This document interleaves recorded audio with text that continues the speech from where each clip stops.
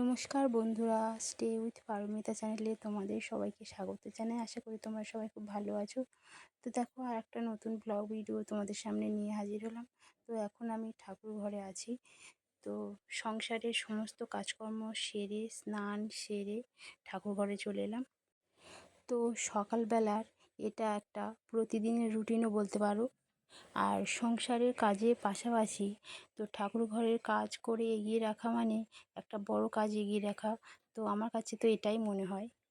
আর দেখো, ঠাকুর ঘরের কাজ হয়ে গেলে আমি চলে এলাম রান্নাঘরে। তো আমি এখন রান্না করছি। আর এখন যেহেতু চৈত্র মাসের শেষ, তো মঠে মন্দিরে বহু ভক্তদের স্নান করার জন্য ভিড় হয়। আর আজ আমরাও যাব সেই মন্দিরে।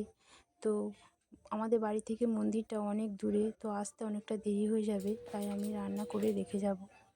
আর দেখো, আমি চলে এলাম সেই মন্দিরে। তো তোমাদের দাদাভাই গেছে স্নান করতে মেয়েকে নিয়ে। তো তোমাদের দাদাভাই যেহেতু পুজো দেবে, তাই আমি এখানে দাঁড়িয়ে আছি। আর মিষ্টির বায়নাটা দেখো, ও স্নান করে বলছে মিকি মাউস চড়বে। তো প্রচণ্ড গরম, তো ওকে হাজারবার বারণ করা সত্ত্বেও ও তবু চড়বেই। তো যাই হোক, তোমাদের দাদাভাই পুজো দিতে গিয়েছে আর আমি চলে এলাম এখানে। তো মিকি মাউস চড়ছে আর আমি এখানে দাঁড়িয়ে আছি। আর এই হলো সেই আমাদের বদ্রীনাথ মন্দির। আর এই বিশেষ দিনে সবাই ছুটে আসে বাবার মন্দিরে, বাবার গঙ্গার ঘাটে স্নান করার জন্য। তো দেখো, বেলা এসেছি তবু প্রচণ্ড ভিড়।